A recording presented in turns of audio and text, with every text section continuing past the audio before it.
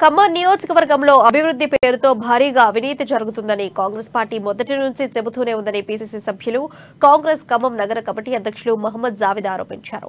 BRS నేతలు అధికారం మదంతో అభివృద్ధి పేరుతో అక్రమాలు అవినీతికి పాల్పడుతున్నారని ఆరోపించారు. ఖమ్మం నగరంలో జేఎన్టీయూ కళాశాల మంజూరైందని గత ఏడాది క్రితం మంత్రి పువ్వాడ స్వయంగా ప్రకటించారని గొప్పగా ప్రచారం చేశారని అన్నారు. దీంతో రఘునాథపాలెం మండలంలోని జింకల తండా రోడ్లో 30 ఎకరాలు కేటాయించామని ఆ భూమిని సదురు చేస్తున్నామని గొప్పలు చెప్పారని తెలిపారు. సర్కారు భూమిలోని గుట్టలను తవ్వుకొని మట్టిని 200 కోట్ల రూపాయలకు అమ్ముకున్నారని విమర్శించారు.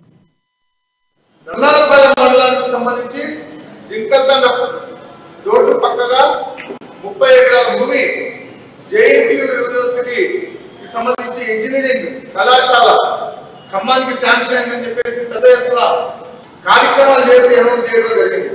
దాని పేరు మీద 30 ఎకరాలు యథార్థంగా చూపించి ఆ 30 ఎకరాల్లో ఉన్నటువంటి పెద్ద గుట్టని సుమారు 150 నుంచి 200 కోట్ల మట్టిని అక్కడి నుంచి తరలించడం జరిగింది.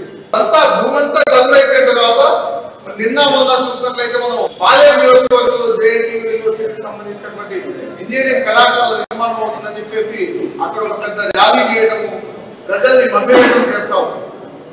అంటే బీఆర్ఎస్ నాయకులు దీనికి సమాధానం చెప్పాల్సిన అవసరం ఉంది. ఖమ్మం నియోజకవర్గానికి పాలెం నియోజకవర్గానికి 2 కళాశాలలు మంజూరయ్యా, లేదంటే జిల్లాలో ఒకటే కళాశాల మంజూరైందా? అది క్లారిటీ లేక ప్రజలు ఇబ్బంది పడతా ఉన్నారు. దానికి వివరణ ఇవ్వవలసిందిగా కూడా ఇక్కడ బీఆర్ఎస్ ప్రభుత్వానికి